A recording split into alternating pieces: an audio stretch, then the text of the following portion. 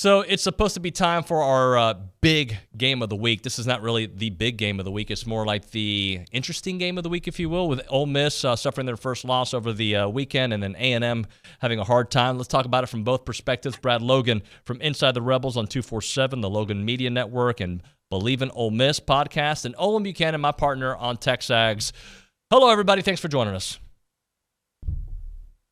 And Thank the you. awkward silence continues. That's what happens when you do things on Zoom. Everybody waits. Brad, so we knew that Ole Miss had a backloaded schedule, right? That was, and a lot of people were not surprised by the success that they had early on. But do we know who this Ole Miss team is now? I think we know a little bit better. Unfortunately for Ole Miss, what we've seen is that they tried to establish the running game against LSU. What they didn't expect was to have kind of a makeshift offensive line that had some injuries up front with Nick Broker and then Jeremy James. So that forced some younger players to play the right tackle and left tackle spot with Micah Pettis along with Jaden Williams. When that happened, you had Ali Gay and B.J. Ojolari have their way with that Ole Miss offensive line. Now, Ole Miss was able to get out to that 17-3 lead. Of course, we know what happened then. I think a lot of that was just some schematic things that was going on defensively for LSU. They were able to make some changes, and they stifled this Ole Miss offense for the most part. Now, the good news for Ole Miss is going forward, you had some wide receivers kind of running open. Unfortunately, Jackson Dart just could not get the ball down the field because that defensive front for LSU just put so much pressure on him. Offensive front for Ole Miss just could not stop that LSU defensive line. So that forced Jackson Dart to make some turnovers, throw some interceptions, and then, of course, could not get the ball down the field and stifling that offense. And then if that's the case, they couldn't run the ball at all. Quinshon Judkins did have 111 yards, but Zach Evans is dealing with a right knee injury.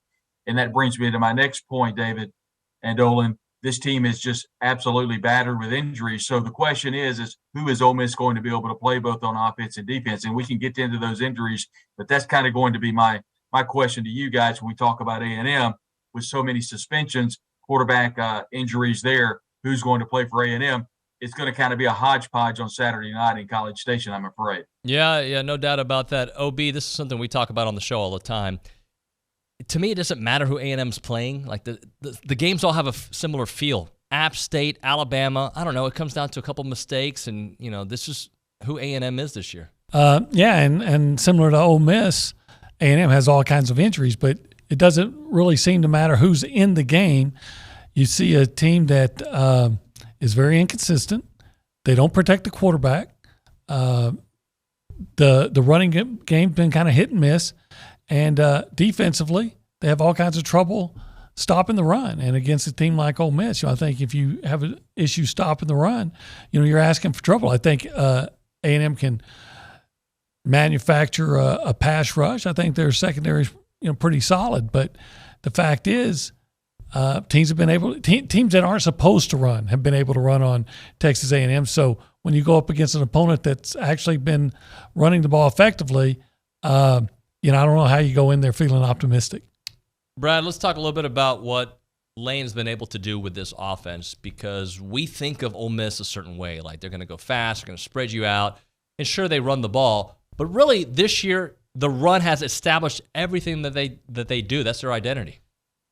Without question. And what Ole Miss needed to do against LSU was to run the ball to set up the passing game, and they just weren't able to do that. LSU really pressed them down and forced Ole Miss to go to the air early. Now, they had some success, like I said, went up 17-3, but they stopped those passing lanes for the most part because they put so much pressure on Jackson Dart. Now, the question, too, is what they were able to do whenever LSU put the pressure on.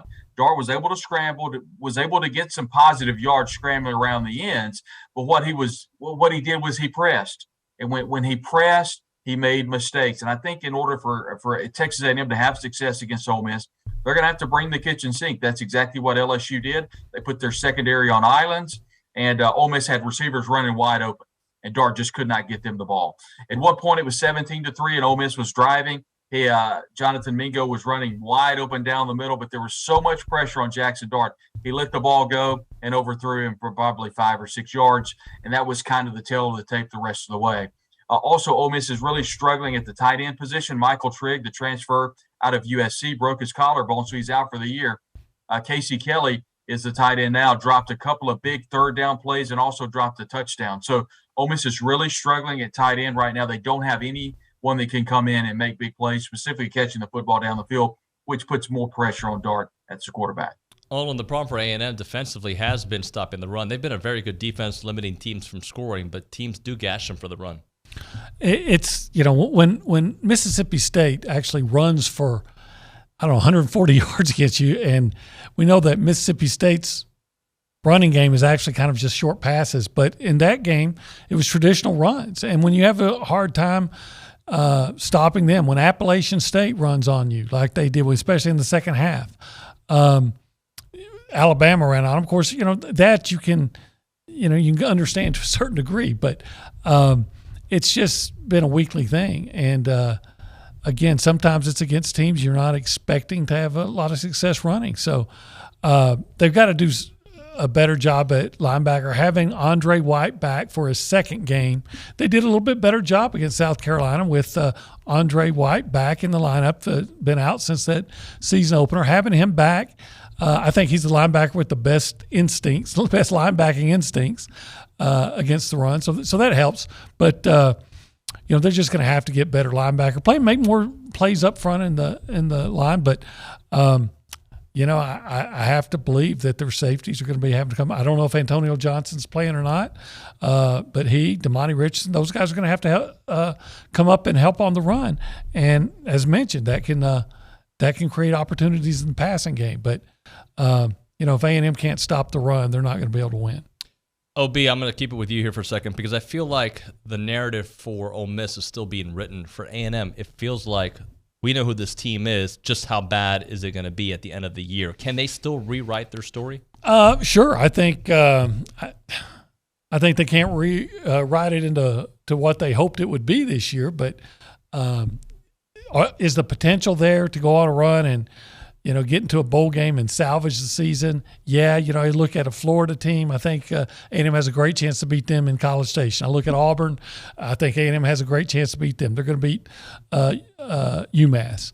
I think that the other two games are going to decide just how are you going to write this script. It's Ole Miss and LSU, both at home. But quite frankly, have you seen anything that you could look at and say, all right, this is the reason I would have confidence against that game? Maybe because LSU was able to move the football against Ole Miss, you think you can move the football. But quite frankly, A&M hasn't consistently moved the football against any defense this year. So until they actually show that they can score more than 2 touchdowns, you're going to have to be skeptical that they can do so. Brad, the narrative for Ole Miss, I think really we'll find out now. A great start to the season, but here comes the tough part of the schedule. Already have 1 loss. Going on the road in Kyle Field is another very difficult game, regardless of the team that A&M has out there. Talk to us a little bit about how their story can change. Without question. And, coming into the season, we knew that Ole Miss had a very, back-end difficult schedule, and we kind of knew that. But the good news is you had so many transfers coming in, starting with quarterback Jackson Dart, all the way down to wide receiver. Had a wide receiver out of Louisville. They had a number of defensive players that have come in, Troy Brown among the many. So the question is we knew it would kind of be at this point. So now that Ole Miss stands at 7-1, losing to LSU, the season is either going to go of one of 2 ways, in my opinion, after Saturday. Either Ole Miss beats Texas A&M in College Station and comes home and gets an off week before it faces Alabama with a record of 8-1. College game day will probably be in town. It'll be a game in which 2 top 10 teams are getting after each other. Or if they lose, Ole Miss falls to 7-2. Quite frankly, David and Nolan, I don't know that Ole Miss is going to win another game because you look at the schedule going forward, and it's just not conducive for the history of how this program has moved forward. Because you come home and face an Alabama team that's going to be number 1 or number 2 in the country, maybe 3 or 4, whatever. But Ole Miss just has not historically played well against Alabama, except the 2 years they beat them under Hugh Freeze. Then you fast forward and go talk about a team that's going to Fayetteville, Arkansas, to face an Arkansas team that's got, a running quarterback that's been the nemesis for this Ole Miss defense. Facing them in Fayetteville, where it hasn't won since 2008. Before that, it's only won in Fayetteville a handful of times in the history of the program. So then you follow up with a game against Mississippi State. You guys know about Mississippi State. They're 0-2 against Ole Miss under Mike Leach, under that regime. So the Rebels are going to have quite a handful to deal with going down the stretch. This team very well could finish 7-5, and that's a difficult stretch, and that's very difficult to stomach. Then you're talking about maybe a Liberty Bowl and a team that's absolutely reeling. So you can see where I think this would be a monumental win for Ole Miss, and it can absolutely be a debilitating loss one way or the other for this Ole Miss football team. Brad Logan, Olin Buchanan, thank you guys very much. We'll do it again.